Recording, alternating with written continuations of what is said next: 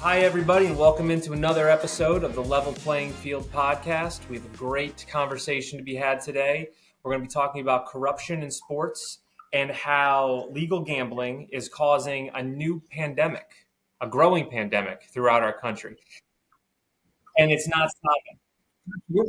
Absolutely. Well, man, look, Andrew, This is crazy. 40% of men. I heard this stat from the Family Life Institute, right?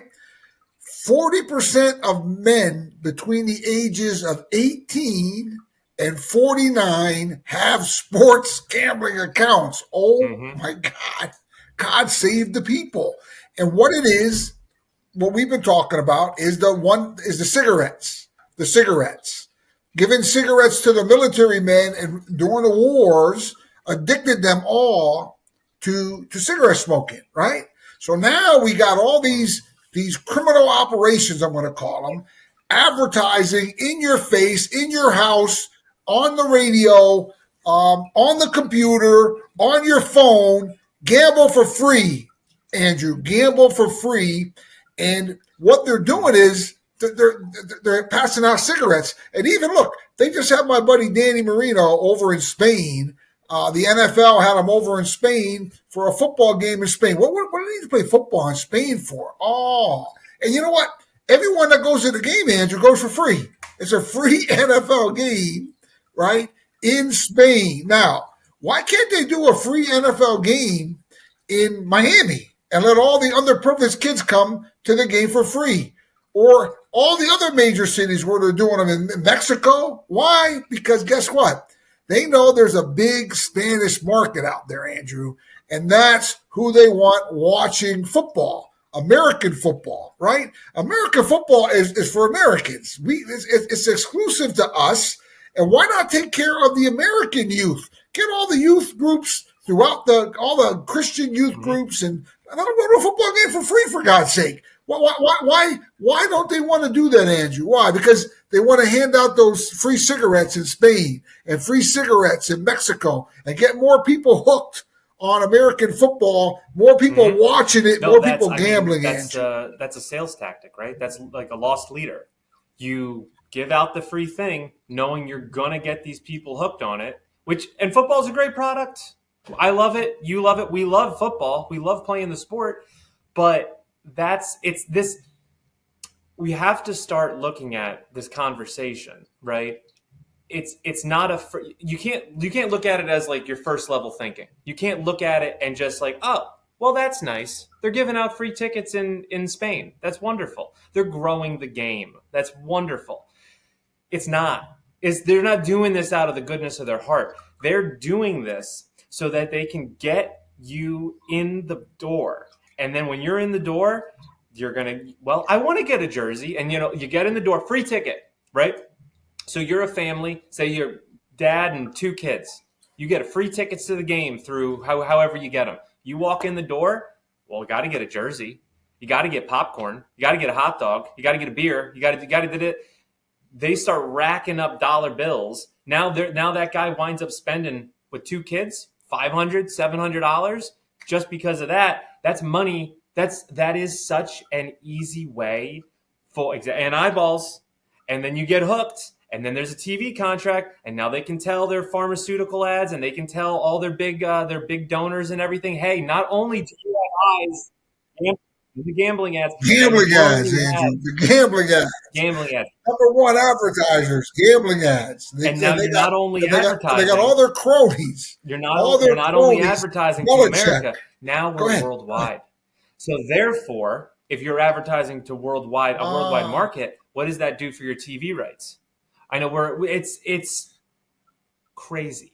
You can't look at this isn't about sports. This is big business. This is multi-billion-dollar business. Listen, that's the game. That's their game. That's the NFL. Look, I said last year that the game, the AFC Championship game against the Bills was 100% fixed. Okay, they went back into Buffalo this year. They let the Buffalo Bills beat them, and all the Buffalo Bill fans are being dumb and saying, "Oh, okay, we should have won, but it was just coincidental. What? Look, they got, you can watch that at any time now on YouTube or various channels. I don't want to promote anybody, but that game was fixed. Lock, stock, and barrel. It was fixed. Okay. Why? Well, because they wanted this romance going on with this witch to carry on into the Super Bowl. So everybody, all these young girls would watch. Now, what are they doing? What are they doing now? Now they're in Spain. They're in Mexico. They got a Spanish band playing at halftime. Like, who gives a about a Spanish? This is an American game, man. Football is an American game. It's rooted from the little Pop Warner kids all the way up, and their growth. And eventually they're going to, they go to college, and well, now they got the NCAA regretfully monitoring them rather than them being able to just play football. The NCAA is ruining football, by the way, with letting them gamble. Now they can gamble, they can get paid, they can transfer at the drop of a dime, and then you got the NFL, who, look, they just want what's hot. They don't care about the American football player and the American fan. They could give about them, but what they want you to do, though, they want you to open up a gambling account. Okay, what was the number, Andrew? What did 40% of 18 so that was, to 49-year-olds come out to? Was it 50 million? We looked it up, and so when you say that number from 18 to 49-year-old males, when you say that number, there was what was 40%? 40% of 18 to 49-year-olds have a gambling account, right? And when they have the app on their phone.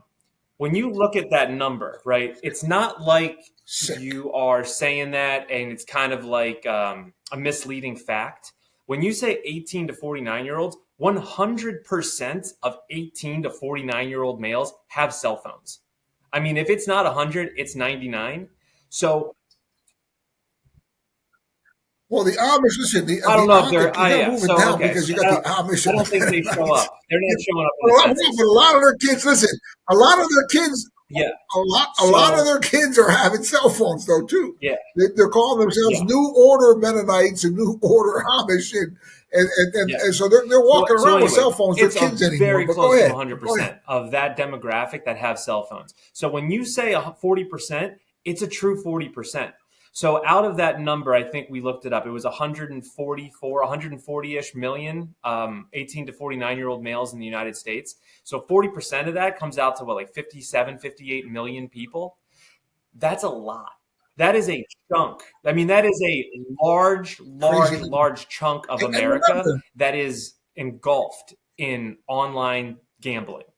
And that is enough of a segment of the population that can, and it's the working population, 18 to 49-year-old males.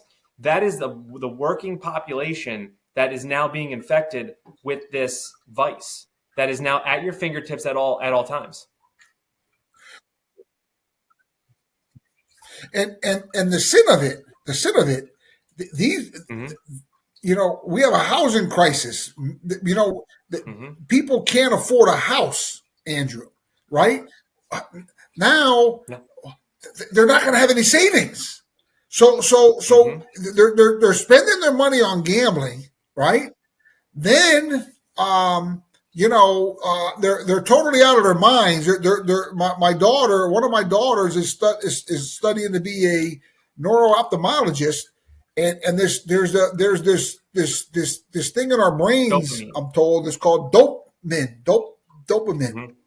dopamine, right? So this is comparable to when we compete. I thought it was adrenaline. I mean, when I competed, I just, my adrenaline would go up, and but there's this very similar for this. This is why they're advertising. Former athletes and kids that are athletes watch professional. I do a football camp. I tell the kids, watch the pros, watch the college kids. You want to see how they're playing and what they're doing, and try to watch their technique and so forth and so on. So whatever the kids are watching it. The little league kids, the middle-aged kids, the older, everyone's watching. the professional sports and the college sports. And what do? They get bashed, literally bashed, and with gambling ads. Let's face it, gambling ads. And I'm making a strong effort,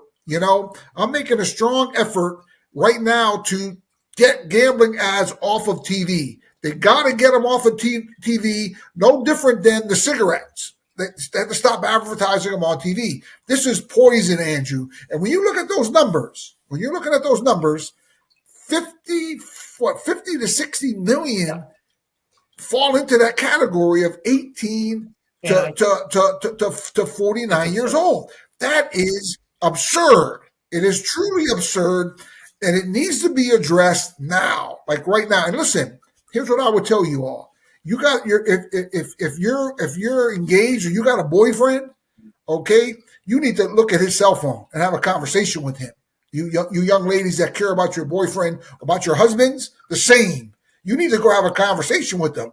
And parents, I remember we talked about on one of our segments, I think it was our segment last week, that it's going down to the 18-year-olds. The NCAA, the idiots that they are, just said, as of November 1st, it's okay for amateur athletes to gamble on professional sports. So the kids are 18, they're in high school. They're 18 years old, right through college. So parents who love their children, especially their sons, okay, and I'm not excluding the girls, the women, but this statistic that I heard was from the Family Life Institute on a Christian station that I was listening to that was probably listening to Andrew and I's podcast because everything they were saying is what we were talking about months ago. But anyway, they don't have what Andrew and I have, man. We have a real good feel for what's going on here.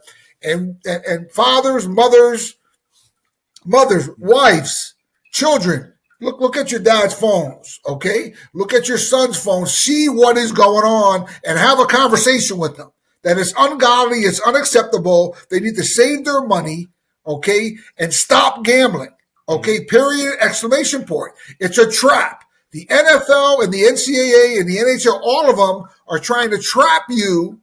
Why? Because Andrew and I are talking. We know why. They don't care about us.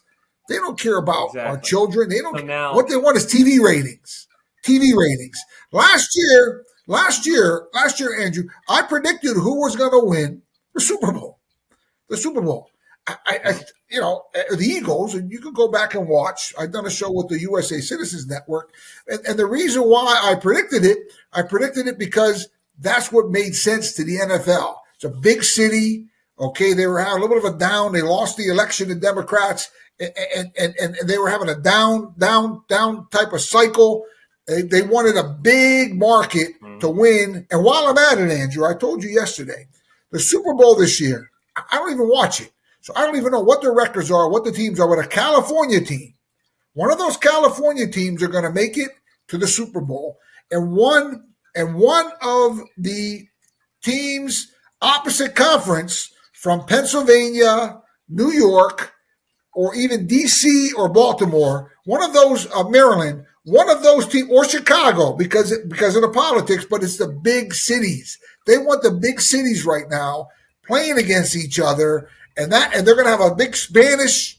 Philadelphia has a big Spanish community, so it wouldn't surprise me if Philadelphia don't repeat and get back in the Super Bowl because of their huge Spanish community in and around Philadelphia, New Jersey, Pennsylvania, and New York. But I'm just telling you guys, they are setting this up so much for a big Spanish showdown because they want those television ratings. That's what it's all about. And getting into college sports right now. Indiana's got a quarterback. He's a good kid. He's a nice player. But they already picked him as a Heisman Trophy winner. Well, why? He's got a Spanish name. Okay, and listen, I love Spanish people. American football is for Americans, man. Okay, it's great that they're trying, and I see what their tactic is because all they care about is the almighty dollar. They want television ratings, Andrew, and they want them bad. And because those television ratings are what makes them billions and billions and billions of dollars that they can afford. That's Major League Baseball too. Then they can afford to give these guys $700 million for a pitcher from Japan. You brought that up how listen, we got nothing against Spanish people, nothing against that. But but like I said earlier, I this love if them. you look at it on just like the surface level and just like, oh yeah, well, like they did a game in Spain, they did a game in Mexico, they last year they did a game in Brazil. Oh yeah, that's fine. And then like everyone's pushing Mendoza to be the Heisman Trophy winner. Now he's playing well. He's playing well. He broke my heart when they threw that pass for his Penn State, but he's playing well and everything. But like it's still early. There's still 2-3 weeks left in the season, and you're just like, okay. And then you start to look at all these different things start to add up, right? You have to look at it from like a second level perspective. You need to take a step back and say why Well, from a level you got playing to look field at it from a perspective. level playing field perspective. Look for ads. There you go. You understand? So that's what Andrew and I do. We look at this, and I'm so blessed to have Andrew Yep. because he goes, "Oh yeah, oh boy, yeah." And then he comes back with something. Oh yeah, but Hmm. look, man. You, all of you, Hmm. you need to really, really put your magnifying glasses on and take a good hard look Hmm. at what's going on with your sons and your daughters. But man, if they're protecting that phone and they're sitting Hmm. there and rather than watching the game, because listen, what the NCAA wants now and what these conferences want, even I believe they've bought in hook and sinker, okay, because they could they're making statements, oh, we're So my against it. No, well, stop it. They put an order in, sign a document. No, no, no gambling. No, no, we don't want any of our athletes in the conferences. We don't want none of this I love gambling. this. We're going to kick you out of the conference if I you're love gambling, this. right? They could do it, Yep. but they're not. But the reason why, Andrew, the reason Yes. why they're not doing it, they want the television ratings, man. They want all these Mhm. suckers, all these I'm gonna call you suckers because that's what you are. You get Mhm. these free bets, you get sucked in, or free cigarettes, right? Mhm. Listen, break those cigarettes and throw them in the Mhm. garbage. They want to give you a free bet. It's a sucker bet. Listen, throw it in the garbage because what they're feeding on you being a former athlete or you being into athletics, and it's called. I Dopamine. was talking about my daughter. It's called what again, Andrew? Dopamine, right? You're a dope. You're a dope, literally, because you're getting suckered and you're getting hooked on a free bet and this and that and what and when and all the Yep. razzle dazzle with a pretty girl or some former dorky loser NFL player of sort, which I want to punch them all in the mouth for doing it. Bunch of idiots for doing it. They don't have enough money and enough fame. So There's some now scumbag I want to sports book. parallel Okay, I want to some parallel this real scumbag quick because sports we were book talking about how the running that. cigarettes, right? Giving away the free cigarettes. It's the exact same thing. It's the exact same thing as you're creating a habit. You're creating a consumer base. You're creating future customers, right? So my wife always says this. She says that when you see someone with a mental illness or with a something that's cognitive that you can't see physically, it's you have to imagine them like with a broken arm. So when you see someone who is addicted, alcohol addiction, drug addiction, some type of severe mental anxiety, or a gambling addiction like this, all these things lead to ultimately when they get to their worst point, they lead to suicide. Now, when you're smoking, you might not have a mental disability, but those things also lead to death. So all these things have the same outcome. It's death. It's an early death. So when you look at someone who is struggling with a gambling addiction, you have to look at them and say, okay, I'm not going to see anything physical that's wrong with them. Just like how you're saying, when they're sitting on the couch and they're going like this and not paying attention to the games and like paying attention, you get excited when someone makes a rebound in the third quarter. That's what we're talking about. It's not going to be a physical manifestation. It's a mental illness. So that's what these gambling things are going to. That's the end thing. It's suicide, and that's why 1-800-GAMBLER exists. I've We'll see how actually good those services are. But this is the Comedy. actual Comedy. reality of how the next 20 years are going to unfold, is because all of these things are going to manifest into um, cognitive disabilities for people, and you're not going to be able to see it physically. Everyone's going to be walking around like 2 arms, 2 legs. No one's on crutches, right? They don't have a broken arm. But in reality, they're walking around with, they are head to toe in a cast. They are mentally shutting down because they can't handle the stress, the anxiety of what these apps and what this addiction is doing to them. And you see it all the time. You see these people. We were saying the one kid. Good Morning America just did a feature on this week. Now, I'm a big fan of like making fun of the is that so I'm I a would big call fan it of Bad like Morning America, but poking go ahead. fun at like the mainstream media and everything like that. But I saw this and I was like, if the mainstream media, Good Morning America, is doing a piece, Bad Morning America, if Bad Morning if they are America. doing a piece on gambling and fixing, it was the kid from New Orleans, college New Orleans, University of New Orleans. He was fixing, doing prop bets. There, I think it was a year or two ago, and he's banned. He can't play basketball again in the NCAA. So he in the interview he was very remorseful. He wanted to spread the word of like, I made a mistake. I don't want future generations to make this mistake. So I'm going to speak up and take my lumps. And I applaud him for that. But it's crazy. It's like crazy to think it's not a theory anymore. We're not talking about, oh well, this might happen down the line.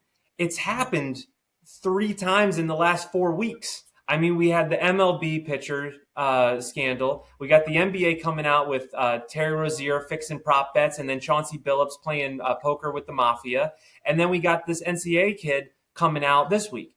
And it's like, how many things? Talk about second level thinking again. Don't look at it at face value. Don't say, oh, wow, look, a story, and then move on with your day. How many things do you have to see in a row to see a pattern and say, oh, wow, this is happening right now. This is real.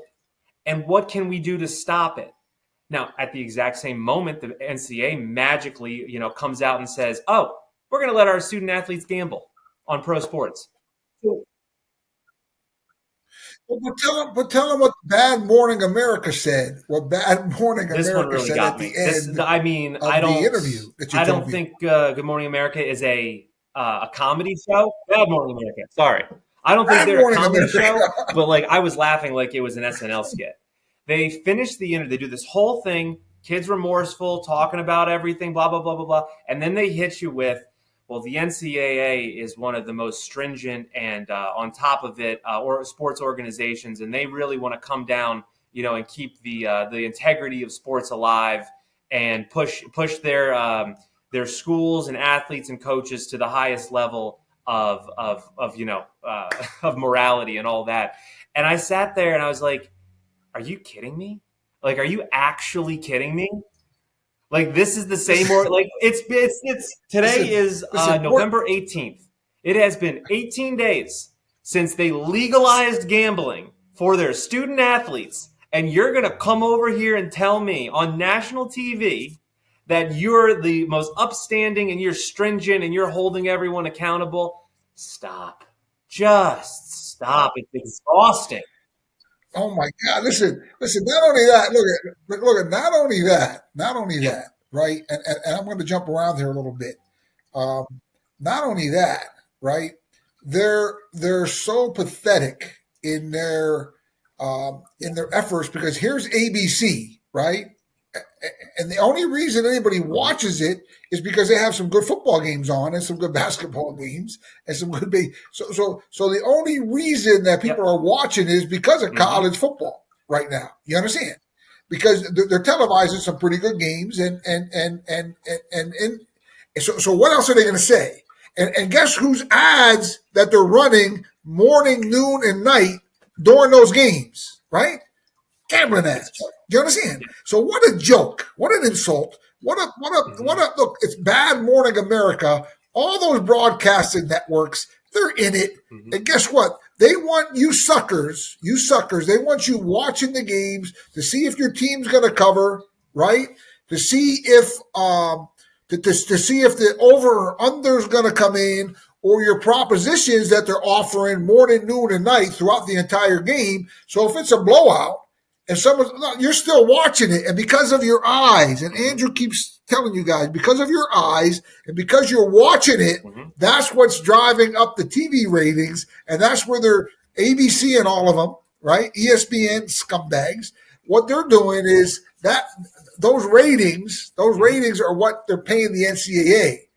And then in turn, they're paying the conferences. And in turn, they're paying the NFL. And I told you, the NFL's fixing games. They know who's going to win and not going to win. The guys aren't saying anything. They know. The players, the refs, they're doing their thing. They understand. But guess what? They're not betting on the games. They're making billions and billions and billions of dollars because they're putting the right teams in the right places. So what do we need? The FBI. We need the FBI. We need the senators, and we need the Congress to go in and straighten them out, okay? And we need the President of the United States to straighten them out.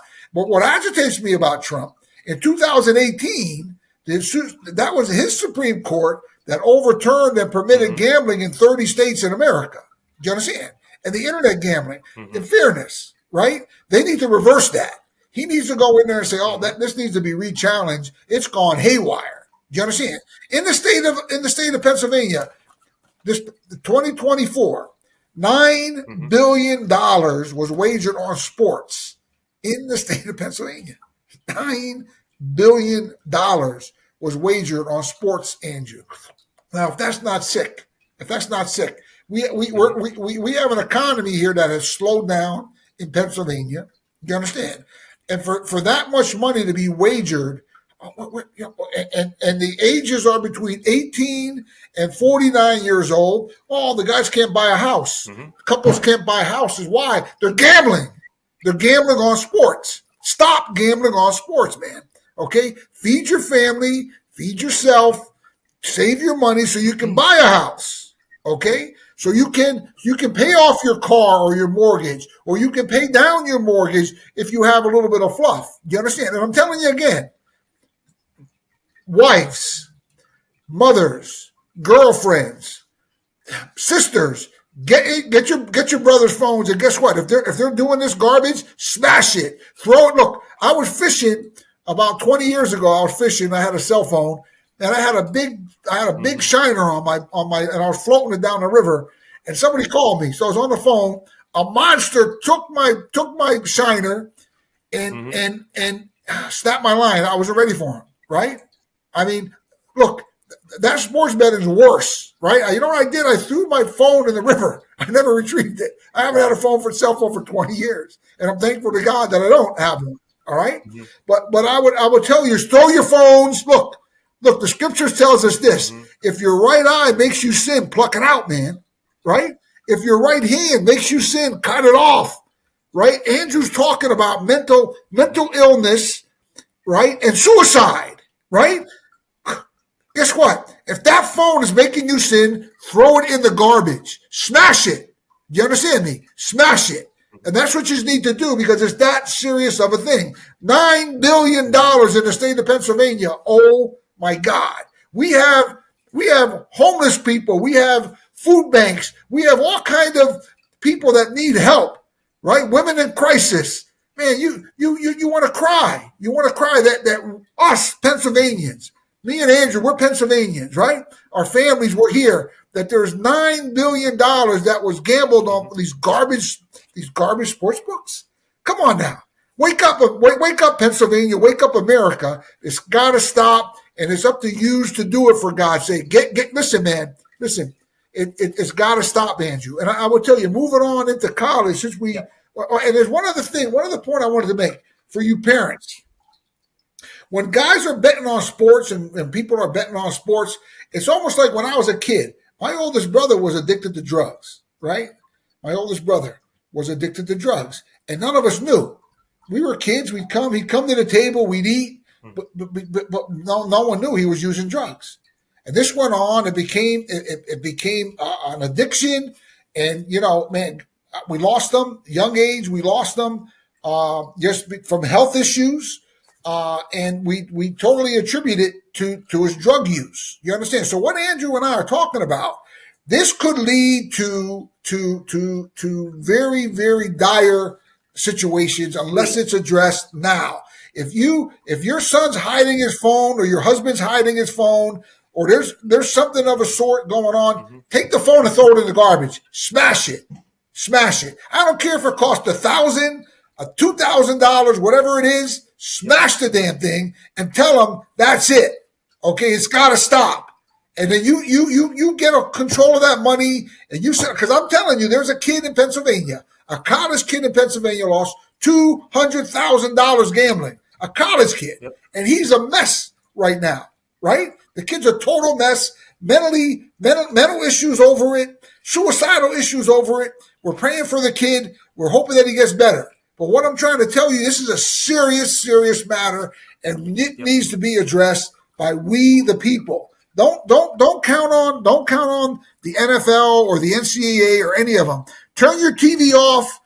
If you have to cancel your subscription to the damn television, I mean, it's got to stop. Really, Andrew, it's got to stop. I want to say, like, was Sesame Street, like, this episode is brought to you by the word nuanced. Okay? These are nuanced conversations. This is second level thinking where you have to stop and ask yourself why. Like how we talked about, why are they pushing this gambling? Why are they doing this? Why are they doing that? Right? And we were saying before we started filming, we were saying how the owners, like we're saying how the NFL is rigged and all that. It's not rigged in like the actual balls and strikes, right? Well, sometimes it is because they caught the guys, but that's the players doing that. That's not what I'm talking about. The owners have their own level of gambling. They don't have to fix the games. They already win. They are the house. The house always wins, right? So when the owners gamble, exactly. The more eyes, the bigger the bread for them. That's all they care about. The more eyes. So the more people gambling and watching the games to the end, so the ratings are going. When they're gambling, more money, like billions, more billions. What I say, you can't make $2 billion on Monday Night Football. You can't do it. Like you can't. There's no amount of parlays that you could do to make $2 billion. But that's not what these guys do. They gamble in big business. They gamble in finance. That's how they make their money. So when they are gambling, it's in the off season when they're signing these deals for the YouTube TV contract that's being disputed right now with Disney and with ESPN and ABC and all these. Like you say, ABC, ESPN, Disney, YouTube TV. Like that's all. They're all one company. They're all one company going against YouTube TV right now for the rights and disputes, and that's why you couldn't watch Monday Night Football by just turning on your YouTube TV account. This stuff is so big business. It's not sports, and that's where they get their dopamine rush from. That's their level of sport. They own the team. It doesn't matter if the Browns win 2 games this year or if the Eagles win 16. It doesn't matter because at the end of the day, there's still cash in that check. The Cleveland team isn't gonna disappear overnight like it did back in the 60s because they're printing so much money that they don't care if they win on the field. Sure, it's nice. It's pride, it's ego when you're at that level of business. Like, yeah, I want to have the best organization, but some of these guys are just greedy, man. And that's where it ends. They want that money and they don't ever let go. And so I have friends that work in the NFL. Then when I was graduating school, it was so funny. So we're all getting jobs, right? When I'm graduating college, I got a job. I was working down in Philly. And my friends that are flying all over the country. I have a friend who's working, he's with the Raiders. I have friends in the Eagles, the Steelers, like all throughout the league. And Jets as well. And it was so funny to hear them talk about it like an organization, like an actual company, like a structured company with a CEO and a general manager and like hiring managers and all this and HR. And it was like coming from, I'm a college kid at that point. And I'm like, oh, like that makes a lot of sense. Like they're businesses. And like there are good businesses. There are bad companies that do bad things. And there are good companies that do really good things.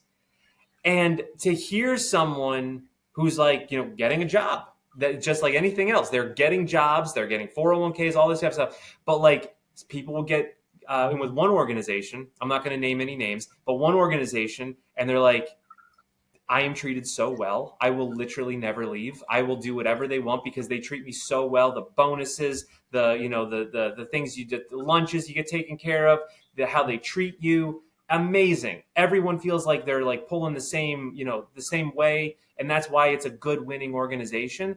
And other organizations that they don't win on the field and they don't win off the field, and then they're telling me how the culture is bad, the people are down, like just like on a day-to-day operational standpoint, you can't get what you need from your job because this guy is like worried about getting fired and this guy is, doing his own internal politics. And when you break it down like that, you're like, oh, this is like a really poorly run company. And when you look at it from that perspective, all of these things start to make sense. But what do you have to do in order to see that? You need to look at it with nuance, the word of the day, and you need to look at it with a second level thinking to say why. Ask the question, why are all these things happening? Why do we have all of these gambling ads popping up out of nowhere? Why is there an official sports book of the NFL? Why are they giving away free tickets and why are they giving away free bets? Why? It's not because they're like good people. They don't care about you. They care about their bottom line and their dollar bills at the end of the day. And that is when you start to really realize that, you really start to like say, oh man, and then you start to see all the indictments start coming out and all the conspiracies about this guy's shaving points, this guy's prop bets, this guy's gambling with the mafia, this guy, NCAA, NBA, MLB, horse racing. You start going down the line and you're like, what's going on here, man? Like, what are we actually doing? I would tell you, Andrew. I would tell you, man. You're right on. And here's the thing, too. When they're cheating, when they're all cheating, right? Mm-hmm. In the horse racing, Yep. right down here in Pennsylvania, Penn National, big scandal. I mean, big scandal. Bunch of guys, banned and fined and so forth and so on. And you go to the NBA, big scandal going on. They're still, the FBI says they're still digging. Mm-hmm. Major League Baseball, come on, man. College football, basketball, come on, man. So the point I'm making here is what about the guys that are betting on the other side and lose? Like pari-mutuel betting on all those horse races, the guys never got their money back. There's even a bigger scandal than Penn National Racetrack. I mean, they were fixing the Kentucky Derby. They were fixing the Preakness, the Saratoga. Then you go and you look. I said they fixed the Super Bowl last year for the reason stated. Fine with go Birds. There you go. And made sure that the right. Well, what I'm saying to you, on a big picture, they want the right teams to win. So what happens is the people watch it, huge viewership. You understand? And here comes the billions. Here comes the billions. Major League Baseball the same, and other combination of reasons too. But the point is, all the suckers, all you suckers that think it's a level playing field in gambling, it's like a warm blanket. You want to pull over. You want to sit on your couch on a Sunday. And just like, I just want to watch the NFL. I just want to forget about the world. I want to watch the NFL because it's inside the lines. There's right, there's wrong, there's good, there's bad, there's rules, and you feel comfortable. And you want to like pretend like it's yesteryear and everything's good, and it's not. It is such a it's that warm blanket. It's just that warm blanket, and you got to take it off because unfortunately, the world it's a lie. It's one giant lie. It's a lie. It's a lie. Yep. It's fraud. They're cheating you, man. Don't do it. Don't risk. Don't risk. And we're going to move on to some other things in the college here. Don't risk your future. Don't risk your food. Don't risk your financial stability for these crooks, for these con men. Okay? Stop watching the garbage too. And look, if you're struggling, which I'm sure there's so many of you are, if you are struggling, man, get into prayer. Get into prayer. Say the Lord's Prayer and say it and say it and say it. Jesus says, this is the prayer that my Father taught me. If you have to say it 40 times in a day, look, man, I'm a badass dude. There ain't too many guys around like me, right? I can go, right? I can go. And there's days I'll say the Lord's Prayer 40 times, man. So if you're in a situation where you're struggling with this whole, if they hooked you, if you're one of the suckers that they hooked, now hear me. And if you have a brother or sister or a father or a friend, tell them to watch this show. They got to hear this show. You go say, look, you got to just watch this podcast with Andrew and I. We're not doing this for anything other for the good of God and to help our fellow citizens of this great state that we live in this great country that we live in. So if you have someone that you know that is having issues with this, they're being suckered, they're being hooked, tell them to watch our show. But more importantly, man, it's called tough love. It's called tough love. Don't give them any money, right? Take the money away from them. Take their phone away from them. Hide it. Just hide their phone. You don't necessarily have to smash it because those phones are pretty expensive. When they get their senses back, then give it to them. But go and hide it somewhere, or they lost it. But what I'm telling you, you could be saving their lives. They got to get off those those electric phones with all the mechanisms and so forth and so on, like Andrew's talking about. But moving right along to college, of course the PSU and LSU and FSU and Florida, man, they're falling apart, Andrew. So this coach that they were all so high on that was supposed to win a national championship this year, you told me he's down in Virginia Tech. What a loser! Yep. What a loser! Yep. So here he is. Took $50 million away from the Penn State alumni. So they just settled.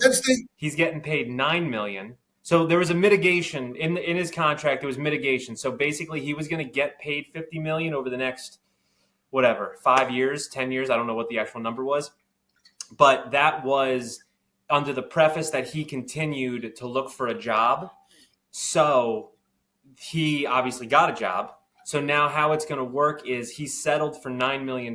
So I don't think Virginia Tech released his actual salary yet, but I'm assuming whatever that $9 million is, that was a settlement that kind of kept him at that same 9-10 mil, whatever he was making at Penn State, that kept his salary at that same level. So that's how it worked legally. But still, he got paid $9 million.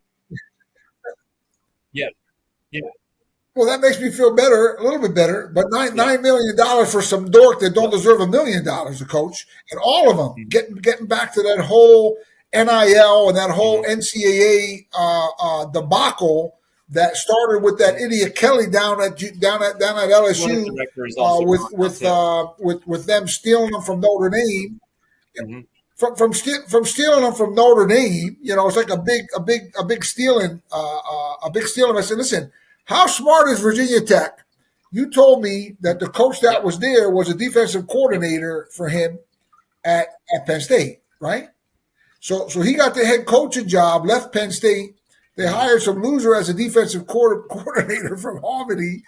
And now, how smart is Virginia Tech to hire the guy who had him as his defensive coordinator up at Penn State? What a bunch of losers, man. Honestly, look, Penn State, listen, it's chaos. It's chaos up in State College. It's chaos in Baton Rouge. It's chaos in Tallahassee. It's chaos all over the country. We have all these great universities with all these. Listen, and I'm just going to leave it with this: hire an alumni. All those great traditions that those universities have. Hire someone connected with the university and feels and knows about this great tradition of college athletics and state by state, the football teams. I was thinking about this, Andrew. You know what happens, and this is what's going to get lost if they keep this garbage up. If if the NCAA and the NIL keep this up, the day of a young kid wanting to play for his favorite college team, do you understand? It's going to go down the tubes. So we talked about all these rivalries, and right now all these high school teams are in their playoff mode, and there's this great tradition in Pennsylvania, that most of in years past, all of the great football players would go to a Pennsylvania school. Same thing with the wrestlers. Same thing with the basketball players. So what I am very bothered by, that this whole NIL, paying to play and this portal thing is really going to, because this kid, the kid at Missouri's doing pretty good. You're telling me, right? I mean, how's he doing? So he's out. Yeah, I think he's out. Oh, he broke his ankle. Okay, so here we have this great athlete from York, Pennsylvania, right?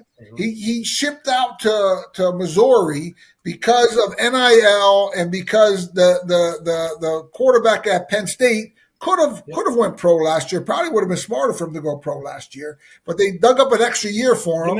And here, what a mess! What a mess! So what I would really pray for, and you told me that this athletic director and president weren't there when they hired this knucklehead coach that's down at Virginia Tech now. But what I would say to you, I would pray that and Pitt, they got to get rid of this guy. He just got hammered against Notre Dame. Yeah. We were out there and it was ugly. It was ugly. The $2 million backup quarterback. But I would pray that the alumni get a hold of these athletic directors and get a hold of this president and say, hey, we want a stud that played here and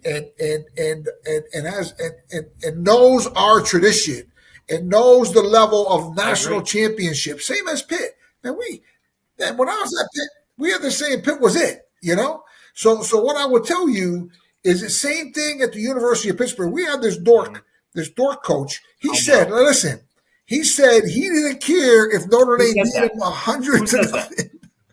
I mean, and listen, but it shows you what a loser he is, Andrew, because look, Pitt and Notre Dame go back 100 years. Do you understand? You talk about some of the greatest coaches. You understand? Some of the greatest coaches, some of the greatest players. Do you understand?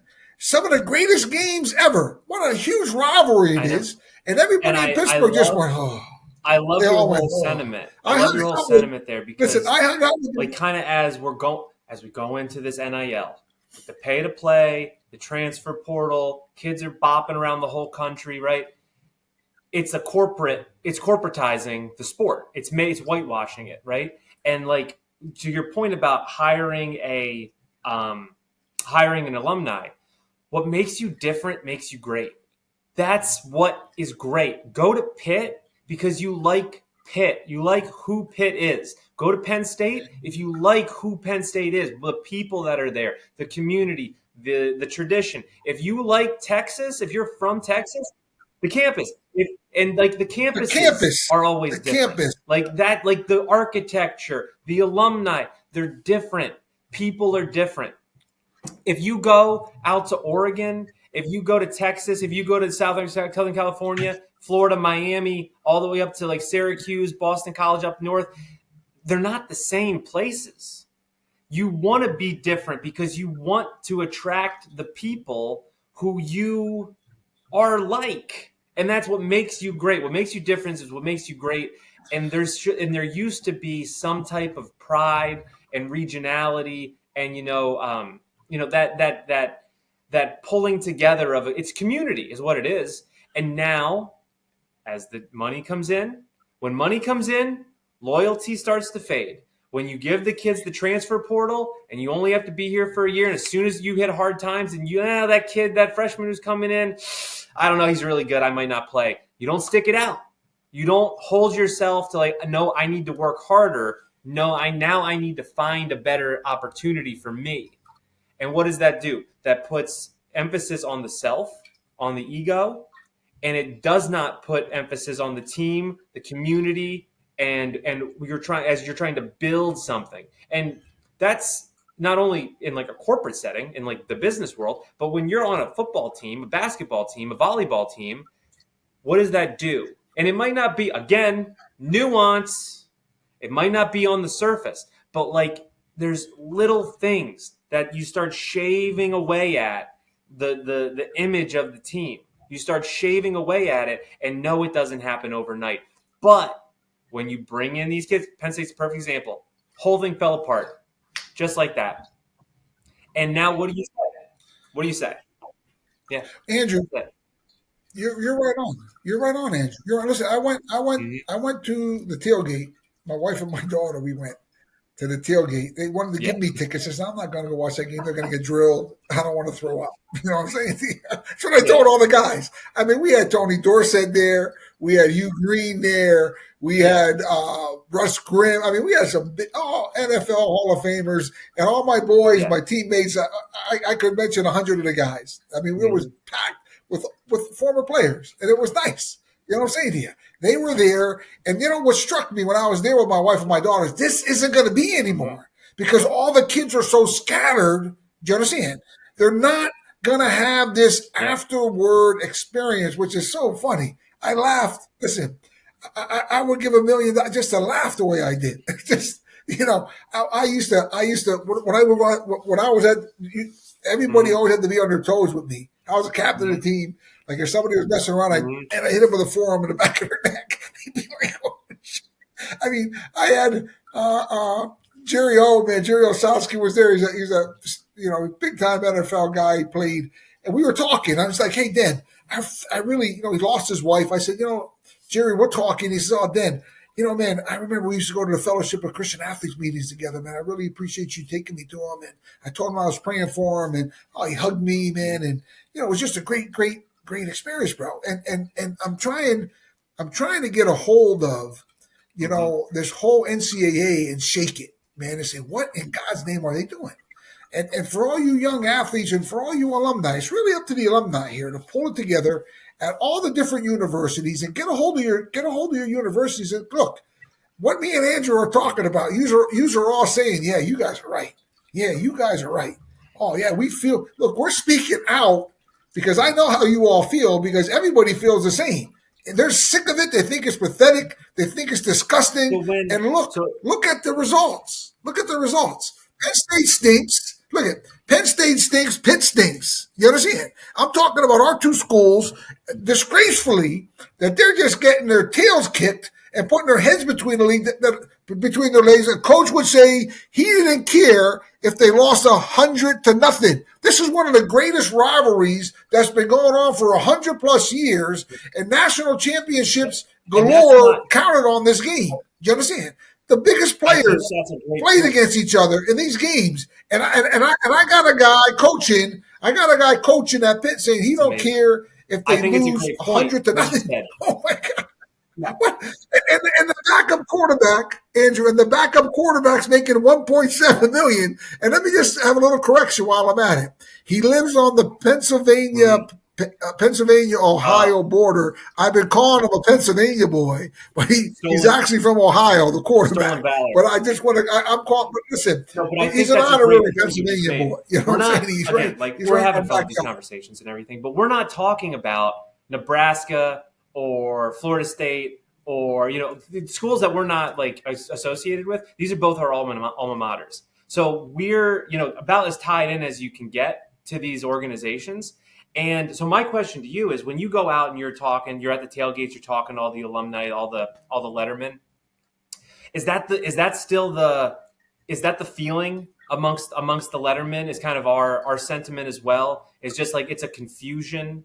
It's a what are we doing? What's happening? I can't relate. This is a different experience than what I had.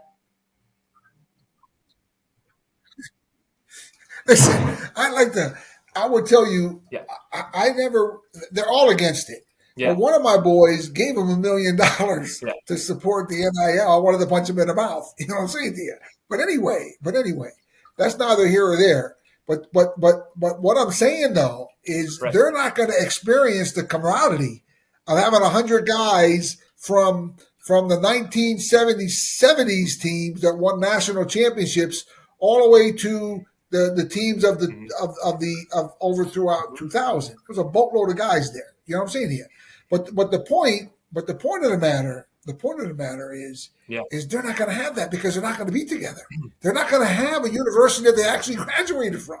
Do you understand what I'm saying here? Because they would have been playing at different spots. They were getting paid. And I guarantee you the Pitt kid that's making $1.7 million, he ain't going to be making $1.7 million a year. He's going to be at another school. The Holstein kid, he'll be at another school. You know what I'm saying to you? So the point I'm making to you is, and then they don't have the type of educations we all have. We have some pretty smart guys done really good for themselves.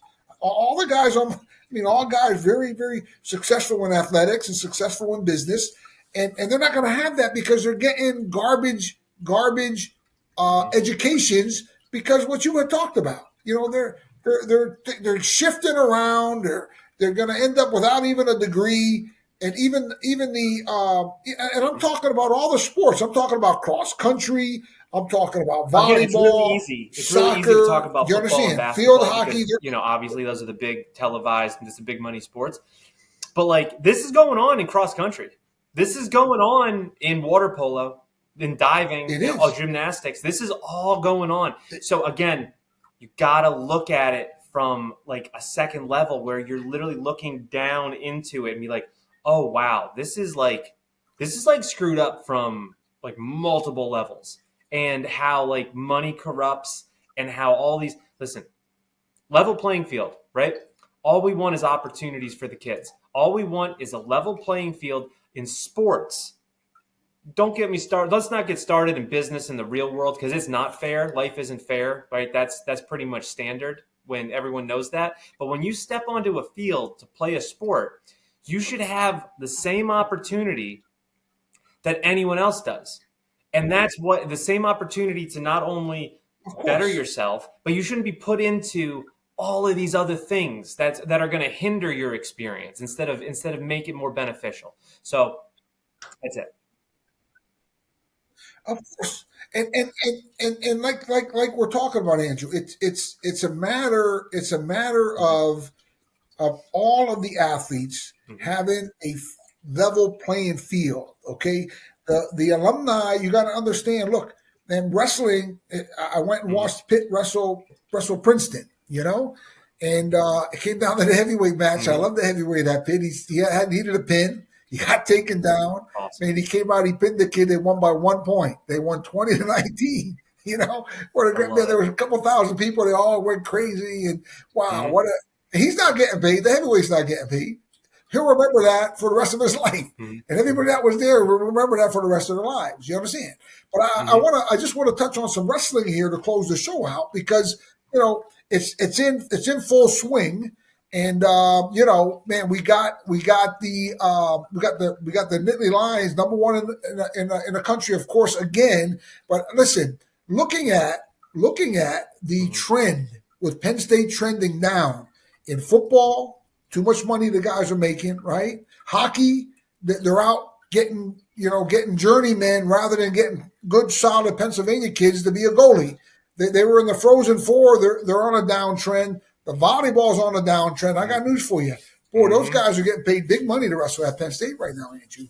And I'm very disappointed. They brought this Japanese cat in. Like, who needs a Japanese guy in Pennsylvania? I mean, you know, and I'm very sensitive to it. I've been agitated. I've been talking to you about this forever. You know, so to see a Japanese cat take over Major League Baseball with a $700 million contract, send them back to Japan. Let American guys compete. We don't need Japanese guys here in America, especially in Pennsylvania. This is the greatest wrestling state in the world. You know, we're better than any state in Russia, any region of the world. This is the region of the world where wrestling is the top sport.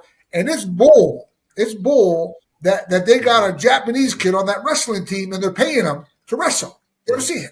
And I hope, listen, he's a freestyle wrestler. I hope he gets his ass, you know what, by everybody. You understand? In the room, I hope he don't even start the guy. They bring in a freestyle guy. We wrestle folk style, and for the college guys. I hope he doesn't even start, and they lose all the money they gave him, and he gets embarrassed coming into that Penn State wrestling room. And I hope all the guys feel the same way I feel that are in the room. Wrestling. I think the kick is, you know what? Oh my God. I got boys. I got guys that my son's roommates from Cornell. I mean, Kyle Dake, he's big time. He's one of the biggest wrestlers in the world right now. He's like a son to me. He's in that room. I hope they just. He's a lightweight, the Japanese kid, but I hope they kick his, you know what, and kick him out of Pennsylvania and ship him back to Japan, all beat up, in my opinion. Because let me tell you why, Andrew, and this is very agitating to me. He is an Olympian for Japan. He's a gold medalist in the World Championships, this guy. So now he's going to get in that room and get the big edge, and the next Olympics, he's going to be wrestling for Japan, and he's going to be one of our guys. Do you understand what I'm saying to you?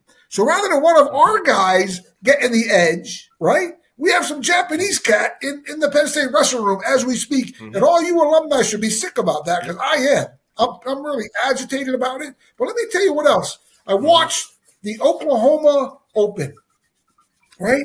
Ohio State wrestled Iowa for the championship match, right? On Sunday, of course, which, you heard when we talked about. I don't think any of the guys should be compete, or any of the girls, any of them, they should be resting on Sundays, especially in college. If the pros do it, hey, the pros do it. But the NCAA needs to stop competing on Sundays. These kids need downtime. They need mental and spiritual help, and that's what they need Sundays for. They need to rest on a Sunday. But what I would, and that's the teaching of the church, the Church of Jesus Christ, okay? Rest on Sundays. God, look at according, God took a day off. God took a day off. You understand? I know, the Muslims take off on Friday, the Jews on Saturday, the Christians on Sunday. You understand? But that should be a Christian thing. We're Christians. They should take off on Sundays. Okay? But getting back to Oklahoma Open, a company called Paycom paid the winner of the tournament, Ohio State, $200,000. I'm like, no, you got to be kidding me. And they had a big check, and they presented it to him on ESPN, and Iowa was the runner-up, and they gave Iowa a check for $150,000. I'm like, what the hell? What is going on with this? How could the NCAA, right? How could the Big Ten Conference, right, permit the teams to get paid? The wrestling team, look, you hear what I'm saying to you? I'm just scratching my head like, these guys are wrestling for grit. This is for grit. This is who's the best team in this open tournament. This is for grit. Oh, we're going to kick your ass. You understand? We're going to beat you. Oh, no. We got a different plan. And you're doing it for sweat, not for money. Not for money. Do you understand? It's disgusting, and it needs to stop. So I would tell you from a wrestling perspective, and it's going to be a great year, very competitive. I think that like Iowa last year, who's spending big money, right? And I think Penn State's going to trend down. That's my prediction. Who's going to be the national champion? Ultimately, we got Little Lehigh University. I love that. They're loaded, Andrew, right here in Belknap, Pennsylvania. Well, look out for Little Lehigh. You understand? And I would tell you, they're going to be front runners. They're going to come out of nowhere, and we're going to see those types of teams that are having fellowship groups. Lehigh has a great Christian fellowship group with the team.